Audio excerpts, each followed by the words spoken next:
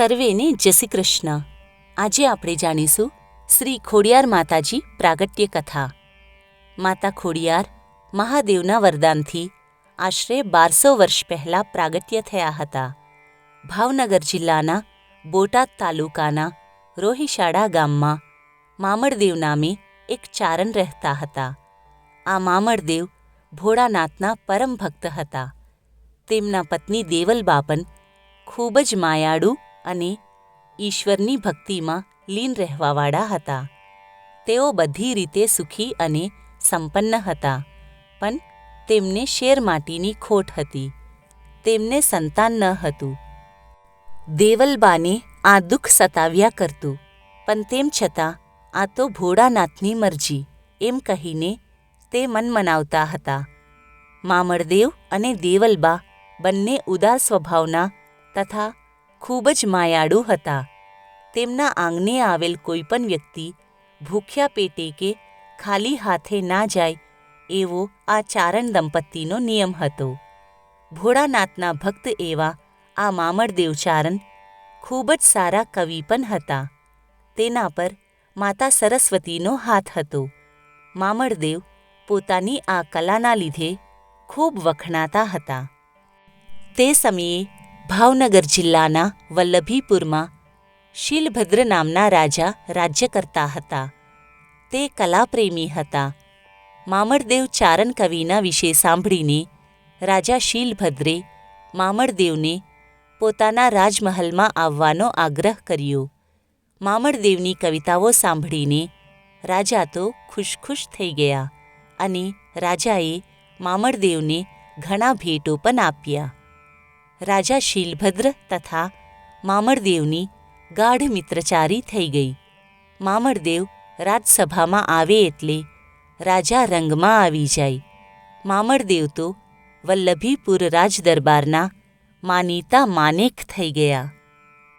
પણ રાજદરબારના અમુક ઈર્ષ્યાળુ દરબારીઓને આ ગમ્યું નહીં. તેમને રાજા અને મામળદેવ વચ્ચેની મૈત્રી આંખમાં કણાની જેમ ખૂંચતી હતી.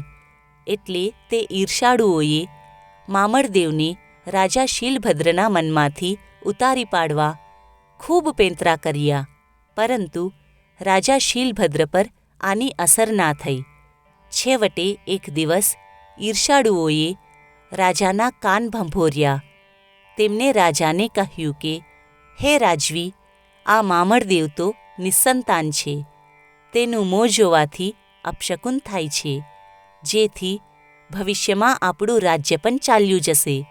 આમ કહી ખટપટિયા દરબારીઓએ રાજાના મનમાં વહેમ રોપી દીધો. એક દિવસ મામળદેવ ચારણ પોતાના નિત્યક્રમ મુજબ પ્રભાતના પહોરમાં રાજમહલ આવીને ઊભા રહ્યા. ત્યારે રાજા શીલભદ્રે કાંઈ પણ બોલ્યા ચાલ્યા વગર એક જ વાક્યમાં કહ્યું કે, આપણી મિત્રતા હવે પૂરી થાય છે. તેમ કહી રાજા પોતાના મહાલયમાં ચાલ્યા ગયા. આ સાંભળીને મામળદેવને તો આઘાત લાગ્યો.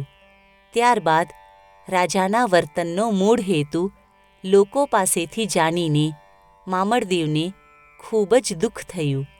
મામળદેવ પોતાના ઘરે આવીને પત્ની દેવલબાને રાજા સાથે થયેલી વાત કરી. તેને કહ્યું કે, હે દેવલ, આજે તો રાજદરબારમાં મારા માથે આભ તૂટી પડ્યું.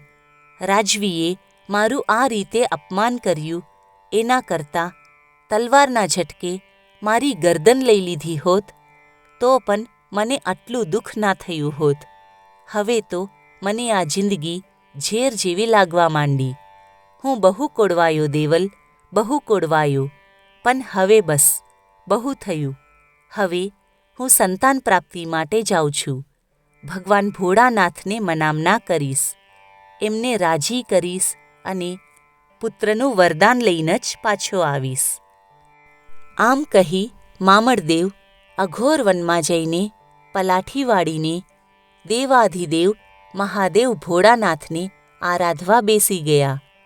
મામળદેવે નિશ્ચય કર્યો કે તેમની અરજ ભગવાન નહીં સ્વીકારે તો તેઓ પોતાનું મસ્તક ઉતારીને કમળ પૂજા ચડાવશે.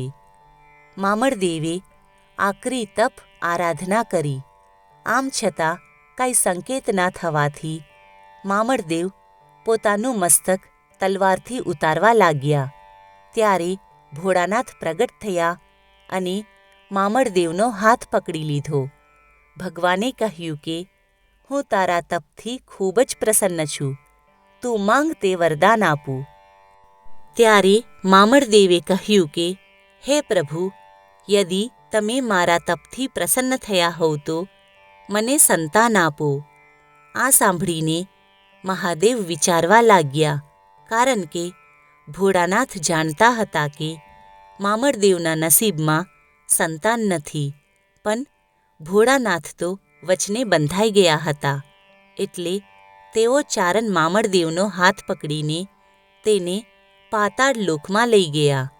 ત્યાં જઈને ભોળાનાથે નાગરાજ વાસુકીને કહ્યું કે હે નાગરાજ, હું વચને બંધાઈ ગયો છું. આ મામળદેવે સંતાનની યાચના કરી છે, પણ તેના નસીબમાં સંતાન નથી. તને 7 પુત્રી અને 1 પુત્ર છે. એમાંથી કોઈ પણ એક પુત્રીને આ મામળદેવને સંતાન રૂપે આપ. હું એને મારું સામર્થ્ય આપીશ. ભોળાનાથની વાત સાંભળીને નાગરાજે પોતાના બાળકોને કહ્યું કે તમારામાંથી કોઈ પણ એકને પૃથ્વી પર અવતાર લેવાનો છે. આ વાત સાંભળીને તે બધા બાળકો ખુશીથી પૃથ્વી પર અવતાર લેવા તૈયાર થયા. ત્યારે ભોળાનાથે કહ્યું કે હે મામળદેવ, તું એક લેવા આવ્યો છો ને, પણ હું તને 8 સંતાન આપું છું. તારે ત્યાં આજથી પૂરા 9 મહિને 7 કન્યા અને 1 દીકરો થશે. આ સાંભળીને મામળદેવ ચારણ તો ખૂબ જ રાજી થયા અને ભગવાન ભોળાનાથને નમન કરીને ઘરે આવ્યા. ઘરે આવીને પોતાની પત્ની દેવલબાને કહે છે કે હે દેવલ, હું તો 8 સંતાનોનું વરદાન લઈને આવ્યો છું. આ સાંભળીને દેવલબા ખૂબ રાજી થઈ ગયા. દેવલબાએ ભગવાન શિવના કહેવા મુજબ મહાસુદ આઠમના દિવસે ઘરમાં 8 ખાલી પારણા રાખી દીધા. મહાસુદ આઠમના દિવસે શુભ ચોગડિયે તે પારણામાં 7 નાગણીઓ અને 1 નાગ આવી ગયા, જે તરત જ મનુષ્યના બાળ સ્વરૂપે પ્રગટ થયા. મામળદેવ તથા દેવલબાએ તે બધાનું ભાવપૂર્ણ સ્વાગત કરીને આરતી ઉતારી. પછી કન્યાઓના નામ આવડબાઈ, જોગડબાઈ, તોગડબાઈ, બીજબાઈ, હોલબાઈ, સાંચાઈ, જાનબાઈ અને પુત્રનું નામ મેરખ્યો રાખવામાં આવ્યું. સમય જતાં આ બધા બાળકો મોટા થવા લાગ્યા. મેરખ્યો તો ગામના બાળકો સાથે ગાયું ચરાવવા જવા લાગ્યો અને એક દિવસ મેરખ્યાને એક કાળોતરા નાગે દંશ દીધો. પડવારમાં તો તે ઝેર આખા શરીરમાં ફેલાઈ ગયો અને મેરખ્યો મરણ પામ્યો. આ વાત સાંભળીને મામળદેવ તથા દેવલબા હૈયુફાટ રુદન કરવા લાગ્યા. ભાઈને કાળોતરો એરું આભળી ગયો જાણીને આવડબાઈ બીજા કોઈ કંઈ કહે તે પહેલાં તો નજીકના સરોવરમાં જંપલાવીને પાતાળલોક પહોંચી ગયા. ત્યાં જઈને આવડબાઈએ નાગરાજને બધી વાત કરી તથા નાગરાજને મનાવીને અમૃતનો કુંભ લઈને ઉતાવળે પૃથ્વી પર પાછા આવતા હતા. ઉતાવળે આવતા આવડબાઈને રસ્તામાં ઠોકર વાગી અને પગમાં ઈજા થઈ. ઈજાના લીધે તે ખોડંગાતી ચાલતી હતી. ત્યારે આવડબાએ એક મગરનો સહારો લીધો હતો. તેના પર બેસીને આવડબાઈ વાયુવેગે પૃથ્વી પર પહોંચી ગયા. હાથમાં અમૃતનો કુંભ લઈને ખોડંગતી ચાલી આવતી આવડને જોઈને મેરખ્યાની આસપાસ ઊભેલા સૌ આનંદમાં આવી ગયા અને લંગડાતી ચાલી આવતી આવડને જોઈ બધા બોલી ઉઠ્યા કે ખોડી આવડ આવી, ખોડી આવડ આવી. આમ જતે દિવસે આવડબાઈનું જ નામ ખોડી આવડના બદલે ખોડિયાર પડ્યું. માતા ખોડિયારે અમૃતના કુંભમાંથી ભાઈ મેરખ્યાને અમૃત પીવડાવ્યું. ભાઈ મેરખ્યાના મોંમાં અમૃતનું એક ટીપું પડતાં જ તે તરત જ આળસ મરડીને બેઠો થઈ ગયો. આ જોઈને બધા ખૂબ જ રાજી થઈ ગયા તથા સર્વત્ર માં ખોડિયારનો જય જયકાર થવા લાગ્યો. માં ખોડિયાર અમૃતનો કુંભ પાછો આપવા ફરીથી તે સરોવર પાસે આવ્યા અને ફરીથી તે મગર પર બેસીને પાતાળ લોકમાં ગયા. નાગરાજ ખુશ થયા અને ખોડિયારને એક સોનાની વારી આપી. માં ખોડિયારે આ સોનાની વારી તે મગરને પહેરાવી દીધી તથા તે મગરને પોતાના વાહન તરીકે સ્થાપ્યું.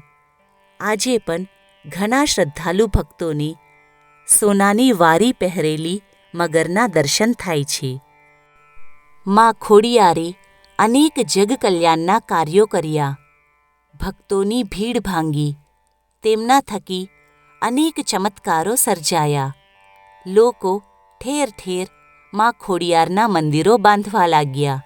એમાં ભાવનગર પાસે ખોડિયાર મંદિર તેમજ માટેલના ધરાવાળી ખોડિયાર અતિ પ્રચલિત છે. આપ સર્વે પર માતા ખોડિયારની અસીમ કૃપા સદા રહે તે જ પ્રાર્થના સાથે આઈ શ્રી ખોડિયાર માતની જય.